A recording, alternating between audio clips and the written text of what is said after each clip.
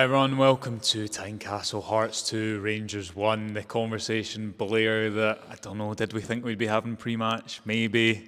The frustration for we've just spoken to Danny Rule, and the frustration for him, and you could see it quite tangibly, I think similar to what he was like in Budapest just over a week ago, was that Rangers did the first part, and in many ways they did the tricky part, because they silenced the home crowd, seemed to be set up pretty well, had the ball in the net, ruled off for the tightest of tight VAR calls. I don't know how you draw lines tight enough to rule Bojan Miovski offside. But then similar story of lapses getting in the way from Jack Butland today. Two real errors, the second one bigger than the first, but the first an error nonetheless to concede that corner.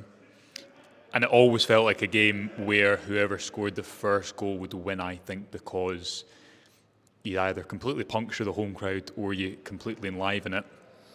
And Danny Rule said the 4-minute spell killed them and it was a missed opportunity, and I think that sums up for Rangers. It was just a day full of missed opportunity. Yeah, I would agree with that. Sorry if it's a bit echo in here for all our viewers. We are in the bowels of the stadium after this game. I think a missed opportunity, as Danny Rose said, is exactly what it is. I think if Rangers came here today, I said this in my piece about the game, Rangers came here today, this is a game that could have shaped the narrative of the next few months. Rangers win today, all of a sudden you're looking at the potential of a title tilt. People are maybe starting to think, okay, Hearts have been the best team in the league this year, you've taken them down. As it stands, Danny Rule now has suffered that league defeat, and Rangers end the weekend in fourth. And now they're looking at this game against Malloy coming up at Ibrox, and you're looking, going, okay, now this is a now must-win game to overtake Malloy, albeit you do still have that game in hand. But that now takes on massive amounts of significance, and I think the damaging thing and the troubling thing for Rangers is up until that first goal, I think Danny Rule would probably be the more comfortable of the two managers. I don't think he would have been particularly upset about how things were going in general. I think he would have been fairly comfortable with the way that Rangers started the game. Like you said, they took the sting out of it. They didn't let the crowd get on board. It was a very edgy Tynecastle for a lot of that first half. You can feel it here. You can feel it with the fans that they know they are on the precipice of something. And when you don't have a team that's won things that often or haven't got over the line in championships that often, you can feel the fans being nervous, and that emanates to the players. But once they got that first goal, it was lift off for Hearts. It could have been 3, 4, 5 at points, the amount of chances that Hearts had, and Rangers just didn't look as though they were going to come back into it. It just didn't. It was a bit insipid, it was a bit flat, and that's probably the most disappointing thing. That's a concern for Rangers, because they start in this obviously back five, went for a 5-3-2. Derek McInnes actually said it surprised Hearts, and you saw him pass a note on to Cammy Devlin after about 15 minutes to try and work some solutions. I think Rangers had the better of the game for the opening 40 minutes, probably. They had a couple of chances from set pieces. As has been familiar, they had a few transition moments they didn't really exploit, and you're still waiting for those relationships to build, aren't you? I guess Danny Rule said that recently. But again, Hearts are a team that they're still flexible, but they really know their jobs, don't they? They have a solid core of 8 or 9 players who have played just about every game. And I think that, again, at risk of trying to write our own narrative about the game, I think that kind of plays out, because in the moments of crisis, the ability to continually win 50-50s, the ability to not let your concentration slip, Rangers failed and Hearts didn't. And the moment that summed it up quite well for me was how Rangers concede that corner. They don't have to. They play themselves into danger. And when it looked like they'd taken the lead through a set piece at one end, only for it to be ruled off by VAR, Hearts work a 2v1, a fantastic header from Stuart Finlay. But again, Rangers having competed well and having been pretty alert, they played themselves into conceding that corner, and Hearts didn't need the invitation. Yeah, I do wonder how different the game would have been if that goal had stood for Rangers. Just the whole nature of the stadium. If Rangers had taken the lead, it would have really been a momentum swinging moment for Rangers. It would have really put them in the ascendancy. But it's all if buts and maybes. The goal didn't stand, and Rangers have to adapt to that, and that's something they've maybe not done well enough this season. They've not adapted to setbacks. That's something Danny Rule said the other day. He needs to sign players with a mentality to, when things maybe go against you, you need to be able to bounce back. And you talk about big players stepping up in big moments. I think you look at Hearts' team today, you look at Lauren Shankland was the captain. He was he led by example all over the park. He was really geeing the crowd up, he was geeing his players up, he was digging in and driving for everything. Probably should have had a second goal as well. And for Rangers, one of the most ever-present players this season, Jack Butland, just had an absolute nightmare from start to finish. He needlessly, like you said, has a hand in that corner that's conceded, which will frustrate the life out of Danny Rule, because as good as he can be, he can't legislate for individual errors, like you said. And then that second one, it beggars belief how he's managed to concede from there, because the ball somehow squirms its way between his body and post. And when you're looking for your senior guys, you're looking for Butland to step up and keep you in the game and be put on those big moments that can really build upon, he lets you down. And I think that was the most critical thing I could say about Rangers today. I think a lot of the players just let the fans down. Yeah, and I asked Danny Rule about that. Do you need like 2 or 3 players to just... Again, similar to Budapest, where I think Rangers are set up. The Rangers actually went a goal ahead that night, didn't they? And you think, just get to half-time. You're looking for maybe a more experienced wing-back than Magoma to put the ball out of play rather than keep it in that night. Maybe harsh to focus on him, because I think he's been one of Rangers' better players. Or you're looking for your goalkeeper to get you through those 10 minutes, or someone to really seize initiative when you're on top. I thought Mikey Moore tried to do that, and he had a couple of moments in the first half.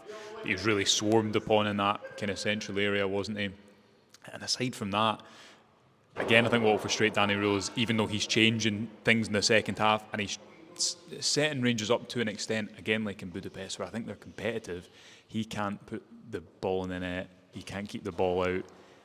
And that's what he needs to address in the market, but it's easier said than done in January. Yeah, absolutely. Obviously, Rangers did manage to eventually get that goal through Yusuf Chermite, but it was such a footnote in the game that it's almost forgotten about, that he gets his second goal in a Rangers jersey. But there was so much up front that it just looked so blunt again. It didn't look like he had anything to rely upon at the sharp end of the pitch. Yeah. Mikey Moore was trying his best. He was trying his heart out to get to make things happen, and he looked incredibly frustrated at the end of that game when he was over at the fans. He just looked so dejected at the fact that Rangers had managed to contrive to lose this game. Can I just interrupt you on that quickly though? Did it concern you that the 2 players at the front of that pack going over to the fans who remained, understandably, such frustration and disappointment, this season of mediocrity kind of limps on? Danny Rule's got Rangers back into it, but it was Moore and Magoma at the front, and you're looking, where's your senior players? Where's this core of the squad? Where's the 3 or 4 or 5 that lead on these days? And it's, at the moment, it is the likes of, I think, Moore and Magoma who are trying. I thought Manny Fernandez was one of Rangers' better players. Dujon Sterling was predictably reliable. But did that concern you at the end? Did it stand out? I think it more is testament to their sort of mentality, that they have been brought up at elite level clubs, and they've been brought up at big clubs down south. And I think you see that frustration, you see that hurt when they don't win games, and I think that's something that takes you to the very top of your career. Like, you look back at Rangers teams where Barry Ferguson, for example, would come off the park absolutely fuming. You seen him last season when he was caretaker manager, would come into press conferences visibly angry at the fact that Rangers hadn't managed to win games. And I don't know, maybe there isn't enough anger in the team at the minute. Maybe there isn't enough anger at a performance like that today. Maybe it is just a slight bit of acceptance from everybody around the club at just a bit of performance like that today. And I think that probably has to change in January with the mentality of players that come in. They really need to want to win. They need to be serial winners, and you need to get guys in there who have got a bit of experience of doing that. I think another man that I think had us tearing our hair out at some points was Max Aarons. Again, when I say this is a player who has got a wealth of experience down south, he should be tumbling forward, he should be taking men on, he should be offering so much more. Absolutely, but I think that really applies across the board for so many players that just aren't performing anywhere near where they should be for Rangers to get where they want to get to. Just before we finish, because myself and I think Johnny and Derek are going to be on the podcast in the morning to discuss the game a bit more and answer questions, but this for me is the halfway point almost of the season. Hearts have beaten Rangers twice, they've beaten Celtic twice. They're serious, they're not going anywhere in this title race. They're absolutely leading the way in this title race. You need to give the American ownership who bought the majority stake in Rangers more than one opportunity, obviously. And Hearts have had that with their Jamestown investment, because they got the Neil Critchley appointment wrong and have subsequently got it right this summer with Derek McInnes and others. But I guess it's also a kind of line in the sand where you can say, well, one revolution started this summer at Tynecastle and it's went much, much better than one at Rangers. Hearts have spent an insignificant amount of money compared to Rangers. Again, you're looking at the expensively assembled attack there in that second half, and Rangers created so little. Hearts also have that balance of 8 or 9 players. Now, they're not playing in Europe, but they have 8 or 9 players who play most games. They have the combination of a bit of a halfway house appointment in McInnes, and that they've not went with someone who doesn't know the league at all and maybe overly ambitious and tried to do too much too soon, as Rangers did with Russell Martin. They've got a bit of a Scottish core there. They've added quality on top of that. I don't really know what my question is off the back of this, I'm just, again, looking at a game like this where Rangers have spent all that money, Blair, and I'm thinking, why am I not seeing the difference in quality compared to the money that Hearts have spent? I said to you in that second half, Hearts made Rangers look very old-fashioned, and that's, I think, how I would sum it up. I think that Rangers recruitment will be studied at how poor it was this summer. It's all over the place. There's nobody in that team that makes any sort of difference in terms of who people that came in the summer. They just look miles off it. A couple of the lone guys, yes, like I said, Mikey Moore, he was trying his heart out. Magoma probably looks like a good player, but the guys that Rangers have spent money on are miles off it. They're so far off it. Taylor Wasgard, Yusuf Chermiti, these guys, you just can go. Rangers have wasted so much money, and Hearts have used their funds so much better, and there's no getting away from it. Hearts look like the real article. They look, and I would guilty of saying it. You can go back and watch the tapes. I said that Hearts would collapse. I said they would crumble, and I still think they will hit a sticky patch. But today they've made Rangers look nowhere near title challengers, and just proven that they do have the credentials to really stay the course, I think. Okay then, the story of Rangers season, really disappointment. It ends here. Hearts 2, Rangers 1. Rangers stay 4th in the Scottish Premiership instead of closing that gap to first. Join us for the morning briefing tomorrow and all the latest Rangers news over on the rangersreview.co.uk. Thanks for watching. Speak to you soon. Bye for now.